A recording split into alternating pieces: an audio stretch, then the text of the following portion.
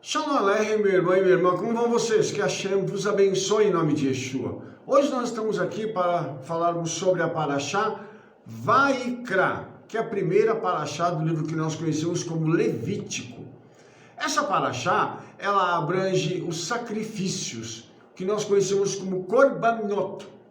E a Parashá, ela começa falando sobre esse chamado do Eterno, para essa conversa que ele terá com Moshe Rabbeinu, com Moisés, o nosso rabino, né, o nosso mestre, mas acima de Moshe está o nosso grande rabino Yeshua HaMashiach.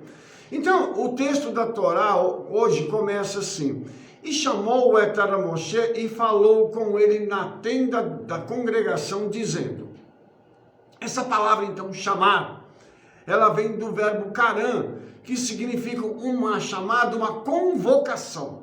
Então, quando nós temos essa convocação para que o Eterno possa entregar a Moshe uma determinação sobre como organizar e realizar os korbanot. O que são os korbanot? São esses sacrifícios que deveriam ser oferecidos para a expiação do pecado do homem. Então, nós vamos entender o seguinte, que o pecado do homem, ele só poderia ser expiado com o derramamento de sangue, como a própria Escritura diz, que sem derramamento de sangue não há remissão do pecado. Por quê? O pecado demanda morte. Ele paga um dividendo, um salário, conforme Shaul HaShaliach nos informa. E o salário do pecado é morte. Para que a morte não alcance o pecador, então o Eterno providenciou um sacrifício. Um animal morre no lugar do pecador. Então o sangue derramado pelo animal faz com que o pecado seja coberto, e essa cobertura do pecado faz com que o Eterno olhe para o pecador, então, de uma outra forma.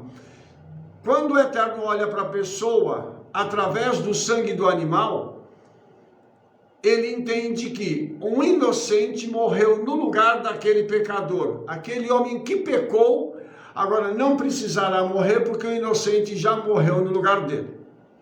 Então você imagina que se hoje nós não tivéssemos recebido há 2000 anos atrás a vinda de Yeshua e a sua morte expiatória para nos perdoar, não para cobrir, mas para perdoar os nossos pecados, ainda hoje teríamos a necessidade de sacrificar animais para que os nossos pecados pudessem ser perdoados, ou melhor, cobertos. Então você imagina a grandiosidade daquilo que foi feito por Yeshua. Mas eu gostaria de me ater a uma outra coisa agora. Eu gostaria de te mostrar uma outra coisa, porque eu acredito que é muito importante nós entendermos esse mecanismo que a Torá nos deu como um legado e que vai aparecer agora no livro de Levítico, da forma como o pecado era perdoado. Porque isso precisa acontecer. A gente precisa entender isso, tá? Então, tudo isso acontecia via o quê? Via altar. O altar, então, é um lugar assim muito importante, tá? A gente tem que entender o que é o altar.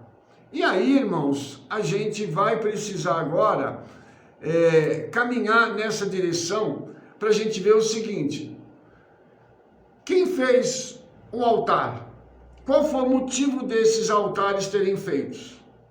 Será que existe algum altar que não está relatado aqui na Bíblia? Então nós vamos ver tudo isso agora, tá? Quem fez altares?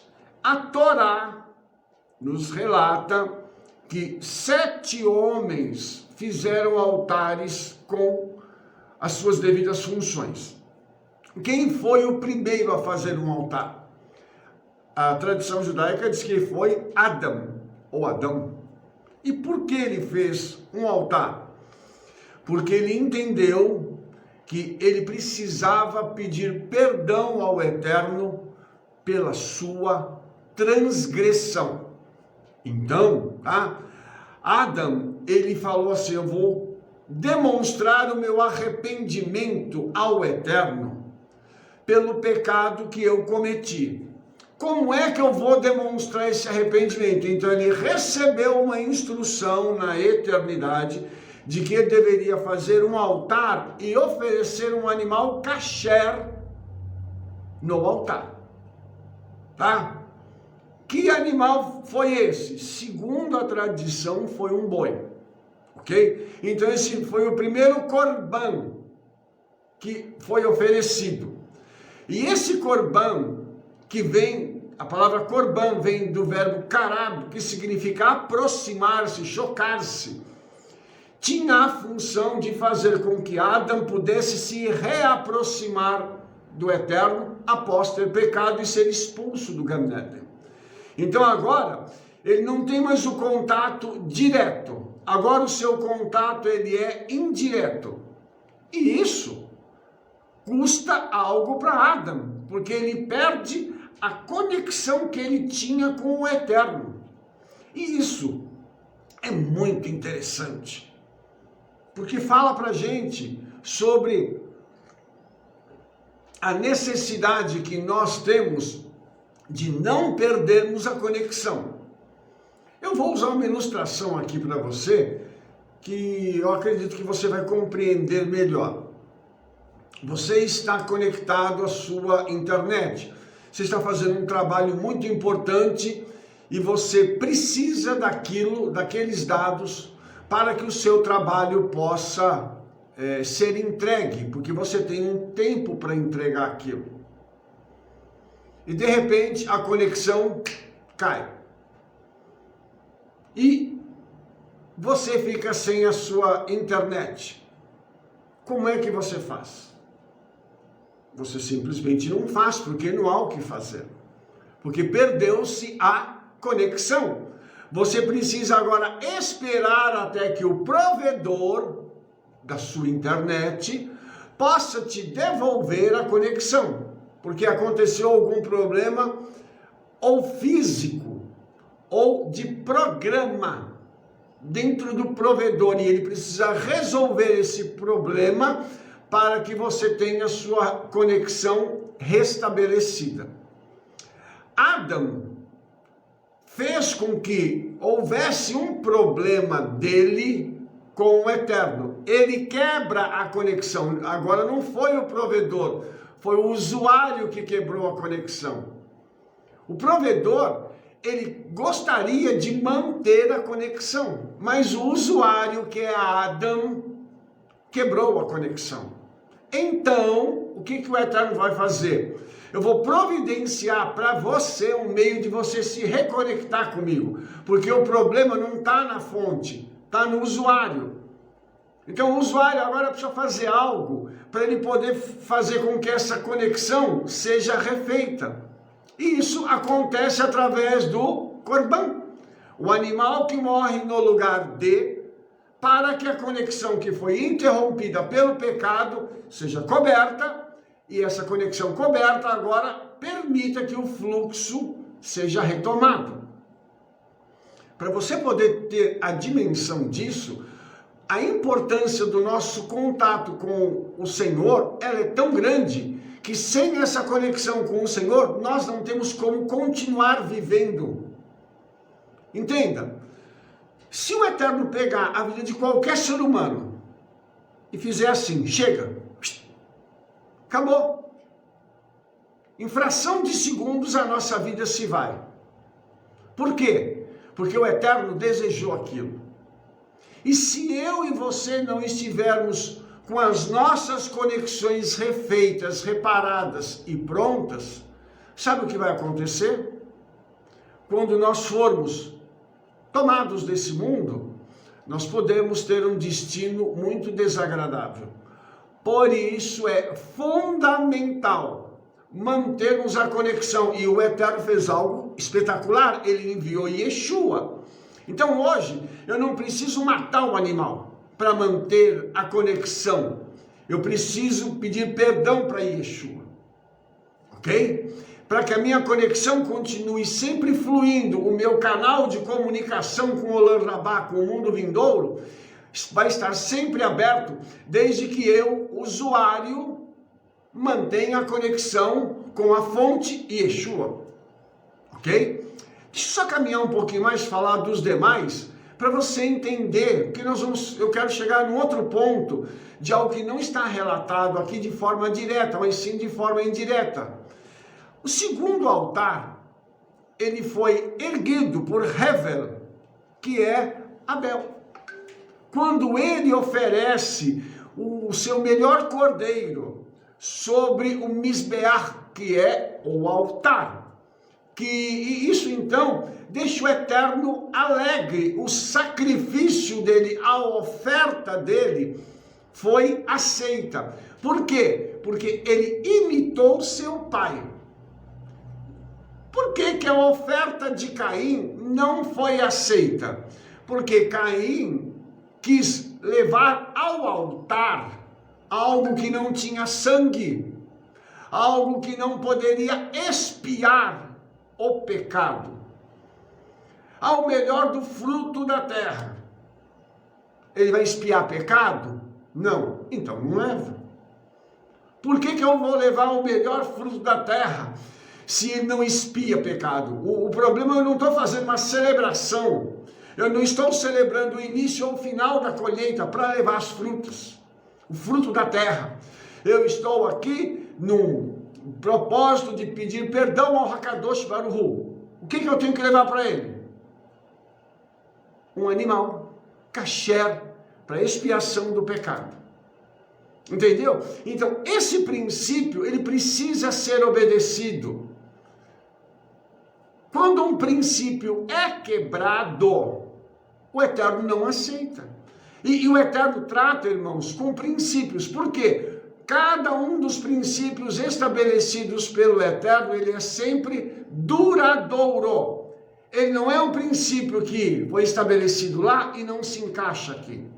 Então, dentro desse princípio, precisávamos de Yeshua para que o pecado nosso fosse, então, perdoado. Ok? Então, isso é importante a gente poder salientar dentro dessa conexão que nós estamos estabelecendo com o Eterno. Um outro detalhe, irmãos, também que precisa ser salientado aqui, é que o pai Adam passa para os filhos a instrução. Quem é que vai seguir a instrução do pai? Hein? Hevel, que é Abel. Caim olhou e falou assim, meu pai falou, mas eu posso fazer do meu jeito? Por que o meu pai falou isso e eu não posso fazer aquilo? Entende onde eu quero chegar? Então existe aqui uma conexão já de obediência e uma conexão de desobediência. Lógico que o desobediente não será aceito. Ok? Isso é claro, isso é evidente, irmãos. Porém, nem todos estão conectados com essa verdade. A gente não percebe essa verdade. Se foi ensinado de uma certa forma pela palavra do Eterno, isso tem um motivo que eu devo obedecer. É simples assim. Mas continuando. O terceiro altar foi erigido por Noah, ou Noé. E por que ele erigiu esse altar? Em gratidão ao Eterno por ter sobrevivido ao dilúvio. Então você vê que esse altar ele tem uma função de gratidão. Não de expiação de pecado, mas de gratidão. Aqui Noah agradece ao Eterno porque tudo na terra foi destruído, as pessoas morreram todas. Ficaram 8. Noah, sua esposa, seus 3 filhos e suas 3 noras.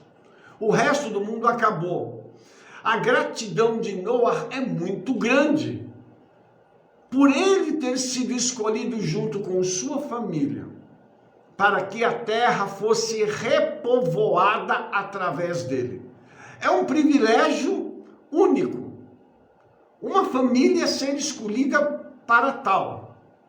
Então, Quando Noé sai da arca e os animais saem com ele e a vida é retomada, Noé então sabe que ele precisa agradecer ao Eterno.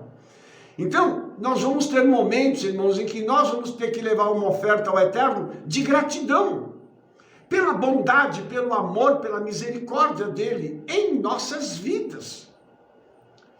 As nossas ofertas nem sempre são de gratidão, elas são por obrigação. Eu estou dando meu dízimo porque o Eterno me abençoou aqui, eu vou dar o meu dízimo aqui porque senão a coisa aperta para o meu lado. Eu vou dar uma oferta aqui porque eu acho que eu tenho que dar.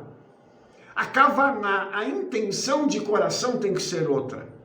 Eu preciso ter um mover com o meu coração de agradecimento, de falar assim, puxa, quantas coisas o Eterno tem feito por mim, por isso eu estou alegre, eu vou levar uma oferta ao altar porque eu estou alegre, eu estou feliz.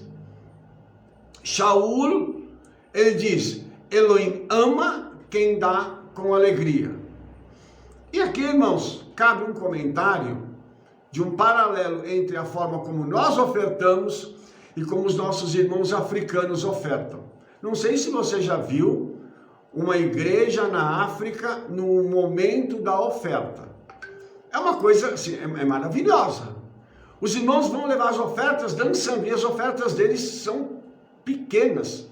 E eles vão ao altar do Senhor dançando de alegria, por poderem estar tendo o privilégio de ofertar. Quantas vezes na hora que o líder fala da oferta, no nosso caso nós não paramos o serviço do Senhor para a oferta, porque o gasofilaço ele fica num canto, e as pessoas ofertam quando elas querem. Nós não paramos o nosso serviço, mas nas igrejas evangélicas, por exemplo, tem um momento da oferta. Eu não sei se você já observou que às vezes as pessoas vão levar a oferta com um semblante que não é agradável. Parece que a pessoa está fazendo aquilo está sendo um peso. Eu tenho que, vou levar oferta. Misericórdia. A pessoa não diz isso, mas o semblante dela fala por ela. Entende? Então, tudo isso, irmãos, é algo que nós precisamos considerar. Vamos adiante. Quarto altar, Avraham, tá? E a Torá nos diz que Avraham construiu 4 altares e ofereceu korbanot sobre eles. Qual é a diferença de Avraham para os demais? Avraham, ele é o pai da nação de Israel. Ele é o progenitor primeiro da nação de Israel. Isso mostra para a gente uma coisa assim, muito bacana. O que está mostrando para a gente aqui? Ele constrói 4 altares, e o 4 é o número do mundo. Então significa que Avraham, que é o representante primário da nação de Israel, ofereceu sacrifícios para expiação do pecado de todo o mundo. E você vai ver que Avraham está na genealogia de Yeshua. Olha que interessante isso, irmãos. Então, Israel proveria ao mundo uma forma do pecado da humanidade ser expiado. Isso é muito tremendo. Por isso, através de Israel, o Eterno nos envia Yeshua, e o pecado da humanidade é expiado, é perdoado. Lógico que o pecado é perdoado daquela pessoa que se aproxima de Yeshua e quer ter seu pecado perdoado. Não é, o Eterno perdoou o pecado de toda a humanidade, agora todo mundo pode fazer o que quiser. Não, Yeshua veio para morrer, tem que haver arrependimento. Se não houver arrependimento, não tem perdão de pecado. A pessoa tem que reconhecer, eu pequei, me arrependo e agora eu peço que o meu pecado seja perdoado porque eu recebi Yeshua na minha vida. Esse é o mecanismo. Depois nós temos o nosso segundo patriarca, que é Yitzhak, que é o 5º altar. Yitzhak também constrói um altar e oferece sacrifícios ao Eterno para expiação de pecado e por gratidão. Isso também é uma coisa muito interessante, porque Yitzhak representa Yeshua. Na Torá, Yitzhak é uma figura de Yeshua. Então, o altar que ele construiu teve uma função dupla, de expiação de pecado e de gratidão. Então, Yeshua, quando morre por mim e por você, ele morre para perdoar os nossos pecados. E ele também faz isso em gratidão ao Eterno por aquilo que ele fez por mim e por você. Porque Yeshua consegue, ele vem com uma missão e ele consegue levar a sua missão a cabo até o final. E o profeta Isaías diz que o Mashiach se alegraria em ver o resultado do seu trabalho. Então Yeshua, eu sei que Yeshua ficou feliz, ficou grato ao Eterno por ele ter conseguido cumprir a sua missão de resgatar o homem. Depois nós temos um outro personagem no sexto altar, que é Yaakov. Ele construiu 2 altares. Olha que interessante, Yaakov, ele é o pai das 12 tribos, direto. Ele dá origem às 12 tribos de Israel. Depois, as 12 tribos de Israel, lá na frente, elas vão se transformar em 2. Tá? A nação se divide em 2. Então, é como se metaforicamente houvessem 2 tribos. Há a diáspora, a dispersão das tribos. E aí, o que acontece? O profeta Ezequiel chama de Judá e Efraim as tribos. Ele fala da vara de José, que ia ser tomada e unida à vara de Judá. 2. Então aqui, quando Yaakov constrói esses 2 altares, é para expiação da casa de Israel e dos dispersos, que nós hoje entendemos que estão dentro das igrejas, e que a expiação também vai unir estes 2 povos.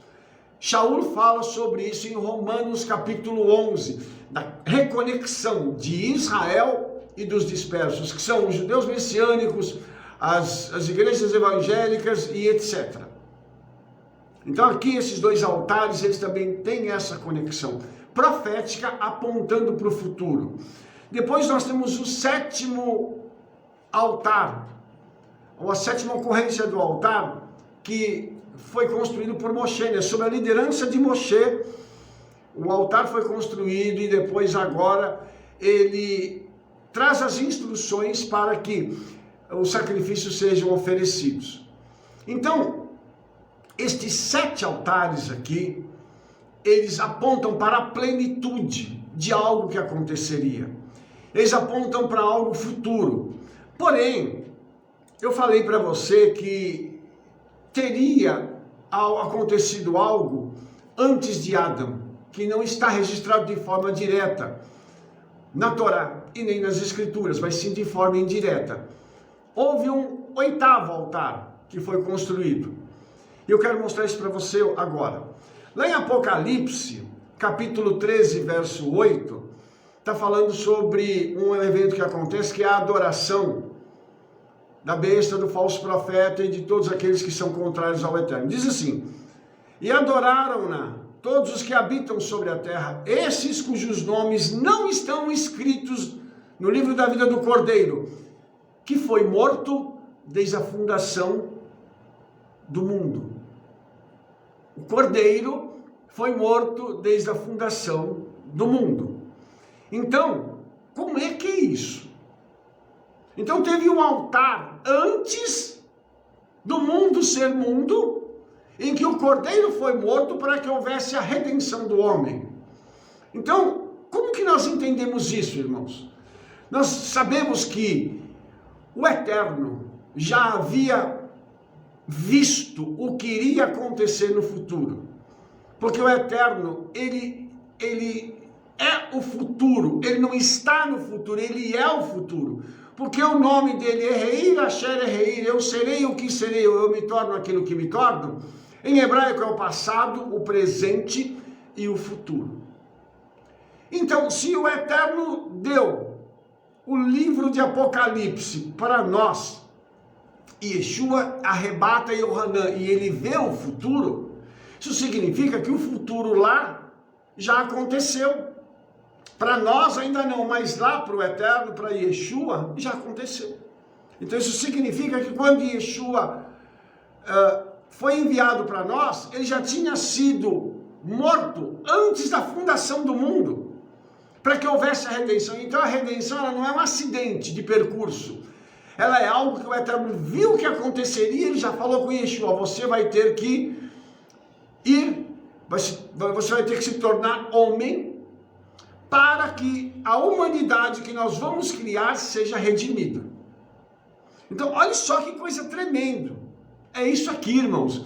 E lá no livro de 1 Pedro 1, 19 e 20 diz assim: mas com o precioso sangue do Machia, como de um cordeiro imaculado e incontaminado, o qual, na verdade, em outro tempo, foi conhecido antes da fundação do mundo, mas manifestado nesses últimos tempos por amor de vós.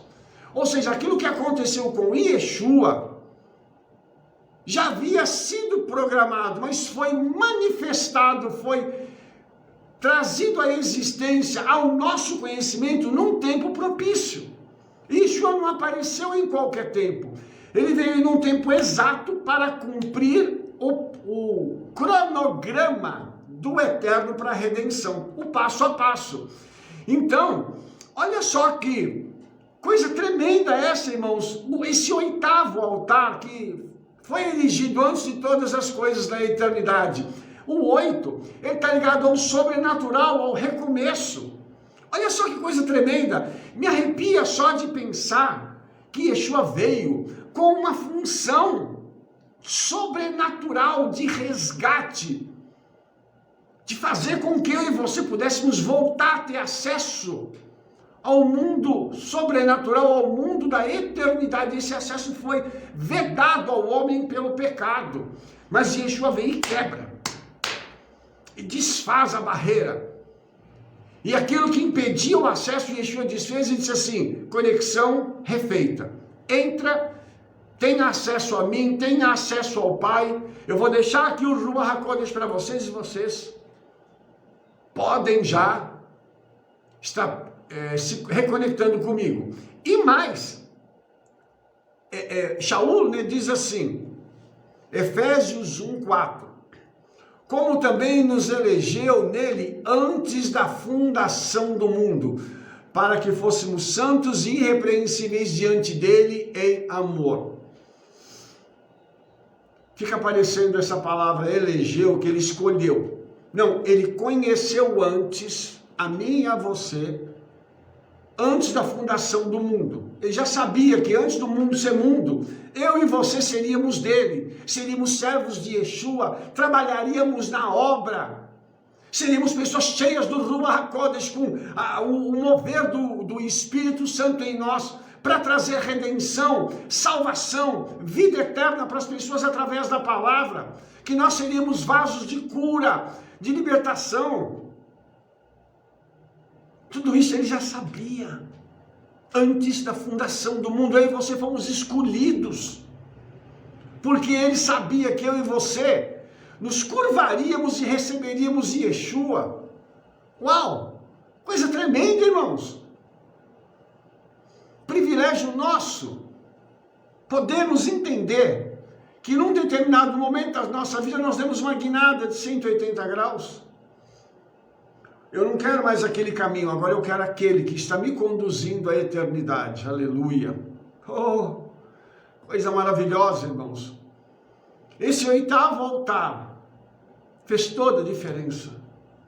Porque esse 8º altar em que o cordeiro foi morto, antes do mundo ser mundo, já apontava para algo que vai acontecer quando Yeshua aparecer para poder se mostrar para Israel, porque ele já se mostrou para mim e para você, mas ele vai se mostrar para a nação de Israel. E vai aparecer para poder redimir Israel. E o profeta Zacarias declara que eles verão aquele a quem eles traspassaram e chorarão, como quem chora pelo unigênito.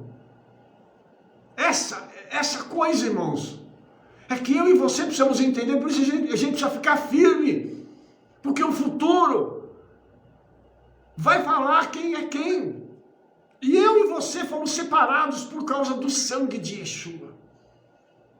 Hoje eu não preciso mais de um altar para oferecer um animal, mas eu continuo precisando me arrepender a cada dia, me reconectar com Yeshua através do Ruach HaKodesh, e dizer assim, Espírito Santo, me leva para a presença de Yeshua cada vez mais, me leva para estar próximo dele, para poder desfrutar do carinho dele, da presença dele.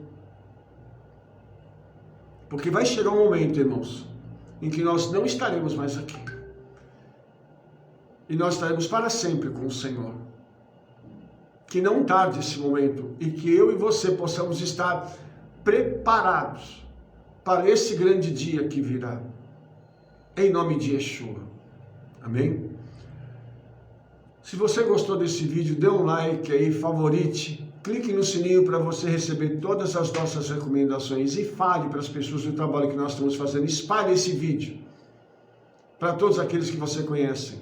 E nós nos veremos no nosso próximo vídeo.